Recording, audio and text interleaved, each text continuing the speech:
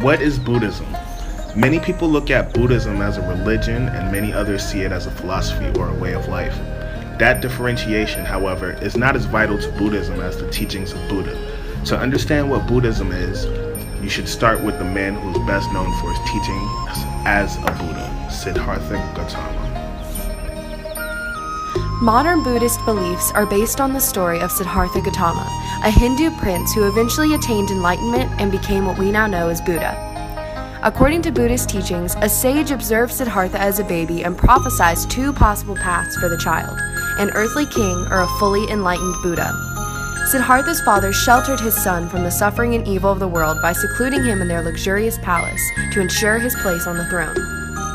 After leaving the castle one day, Siddhartha witnessed what Buddhists now recognize as the 4 passing sights: an old man, a sick man, a corpse, and an ascetic. After witnessing the images that represented human suffering and then peace and serenity, Siddhartha questioned the ultimate meaning of human existence. At the age of 29, the prince left the palace and his family to search for a greater wisdom. His search for this greater wisdom led Siddhartha to practice asceticism, a spiritual discipline emphasizing self-denial by living with as little food, water, and sleep as possible. Instead of insight, however, Siddhartha gained a physical collapse. He later rejected asceticism as too extreme, but the practice did inspire Siddhartha's philosophy of the middle path, the Buddhist virtue of moderation in all things. The awakening of Siddhartha occurred after he meditated for 49 days under the Bodhi tree, or the enlightened tree. He gained a profound understanding that allowed him to see the cause and cure for human suffering. From then on out, he was the awakened one, Buddha. Buddha traveled to spread his wisdom and moved throughout much of the northeast India over the next 50 years, gaining many disciples. The life and teachings of the Buddha proved powerful, and his teachings spread rapidly. Buddhism has no god, deity, clergy, doctrinal orthodoxy, and no single leader. Those unfamiliar with Buddhism mistake the Dalai Lama as the leader of Buddhists, but he is in fact the leader of dominant order of Tibetan Buddhism, one of the 3 main branches of Buddhism. Essentially, Buddhism is a solitary spiritual quest to eventually reach nirvana, a state of inner peace and release from suffering. At the heart of all Buddhist teachings are the 4 noble truths, 4 crucial truths about human life that were revealed by the Buddha's reflection of the 4 passing sights. First of the 4 passing sights: to live is to suffer. To live brings not only happiness, contentment, and joy, but also anxiety, sorrow, frustration, grief, and other forms of suffering. 2. Suffering comes from desire. The desire of material objects is the downfall of people. 3. To end suffering, end desire. Desire to Buddhists means not only wanting some material things, but wanting things to be other than they are. Noticing these desires with wisdom is central to ending suffering. 4. To end desire, follow the 8-fold path. Buddhists believe they can achieve liberation from suffering through correct action and learning to respond to the world with wisdom. There are many beliefs in the Buddhist faith that root from Hinduism. Buddhists, however, have changed the meaning of these concepts, which made it into its own tradition. An example would be the belief of reincarnation. In Hinduism, they believe in Atman, meaning eternal self. However, Buddhist beliefs reject this idea with Anatman, which is the idea of non-self. There is no eternity in that we are impermanent. What carries on for rebirth are parts of our personality. It is also seen as a form of suffering, as rebirth is connected to physical body. Only when we reach enlightenment can we end all suffering. One concept that Buddhist followers also believe is called Dharma, which is the foundation of their ethics. It is the transcendent truth, the ultimate meaning of life and reality. It is practiced in order to reach enlightenment and to understand the importance of life, death, and rebirth. It teaches followers to know what is morally right and wrong. Buddhists do this through meditation and reflection of their own lives. Another concept is karma. It is the result of whether or not a person follows Dharma. The consequences their choice will remain with the person throughout their life. It is based on our moral choices that we make in our lives. What Buddhists believe are that in order to have a fulfilling life, we must understand each other and cultivate virtues. These virtues in the Buddhist philosophy are practiced in what is known as the Eightfold Path. It is a circle of spokes that are virtues that teach us about action and understanding. It isn't a step-by-step path, but a group of practices that must be followed continually in our daily lives. 1. The first concept is right understanding. This is the virtue of seeing correctly, to understand the Four Noble Truths and the Dharma. This must be practiced as an ongoing process rather than just obtaining a virtue. 2. The second spoke is right intention or thinking. This is achieved by examining the motives behind one's actions and doing the right thing in situations. 3. The third virtue is right speech. This means to speak with honesty and kindness to others because words can hurt people. It is a form of action that harms others the same way that actions do. This also means to listen with compassion as well. 4. Fourth is right action. One must act in a mannerly way, such as non-violence. This also means to treat the body like a temple and nourish it. 5. The fifth spoke is right livelihood. Everything we do in our lives must be for the greater good. We cannot harm humankind or any other kind of living things. This means to be mindful of others and think of the possible consequences. 6. Sixth is right effort. This refers to the progress one makes towards enlightenment. Cultivating practices that are good over our personal desires and materials goods is what helps this virtue. 7. The seventh virtue is right meditation. This means to pay attention and be mindful in everything one does.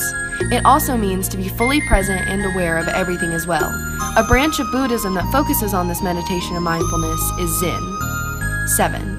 The final spoke is right contemplation. To have inner peace, all of our focus must be on the moment. By concentrating on the habits of doing good, all of our actions become a practice for mindfulness. All of these parts in the Eightfold Path are related to one another and cannot be separated. Achieving this wheel of virtues helps towards enlightenment.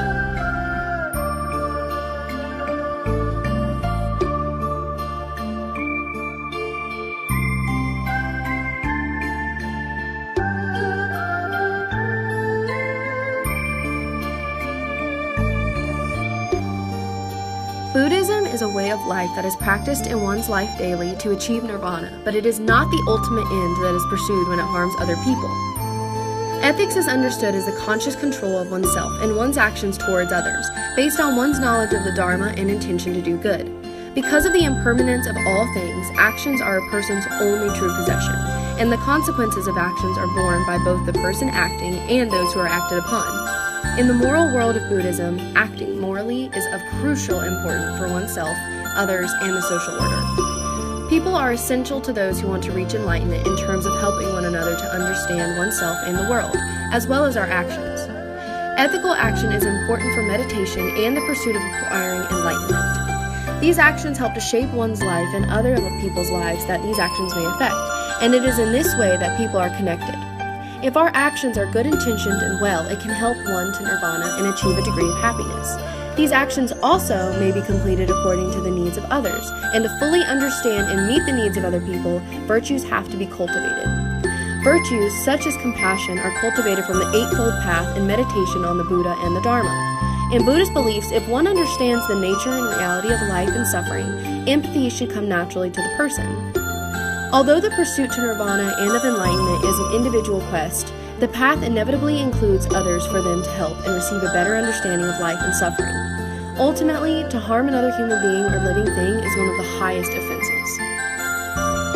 Living morally has been an essential part of Buddhism since its beginning with Buddhist monks and nuns. Buddha founded an order of monastic Buddhists, or monks, who lived in communities called sanghas, a term that also describes non-monastic Buddhist communities. The sanghas were ruled by systems called Vinaya, which were very specific to guiding every aspect of their lives.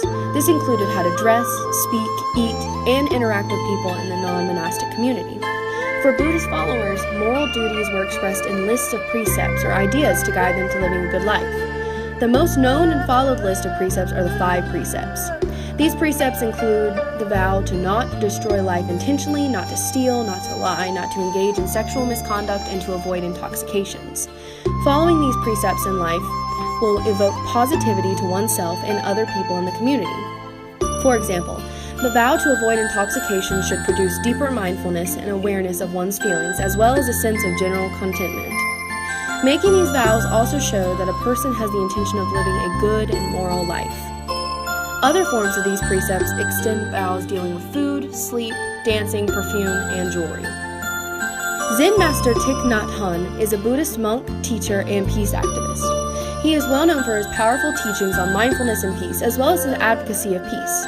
At 16, he started studying in the Zen school of Buddhism and was ordained as a Buddhist monk. During the Vietnam War, Nhat advocated for peace and helped to delegate in the Paris Peace Accords. In 1967, Martin Luther King Jr. nominated Nhat for a Nobel Peace Prize. What also formed the 14 precepts of engaged Buddhism, which were principles that guided people to live a mindful and peaceful life. Today, Nhat is still advocating for peace worldwide and an activist for the rights of refugees.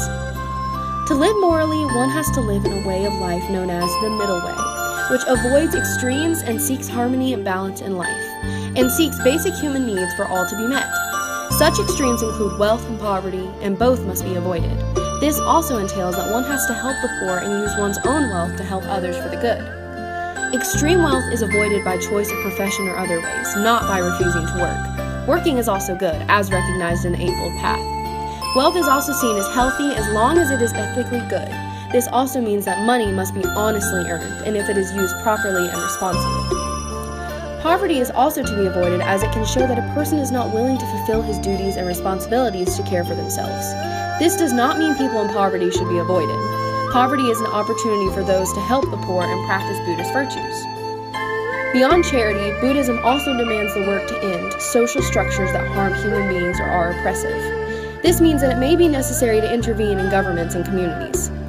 Today, much of the Buddhist community worldwide are living in poverty, and it is believed to mean that the wealthy people of the world have not chosen to use their wealth in the right way, and the wealthy people need spiritual growth and enlightenment to see and understand the reality of the world, life, and suffering. In the end, Buddhism is a way of life where peace, understanding, and enlightenment are key aspects of life. The point of life in the Buddhist tradition is to cultivate virtues that will make life fulfilling and direct one towards enlightenment and eventually nirvana. Like previously stated, whether Buddhism is considered a religion or a philosophy, it is clear that its teachings are for people to live peaceful, more fulfilled lives.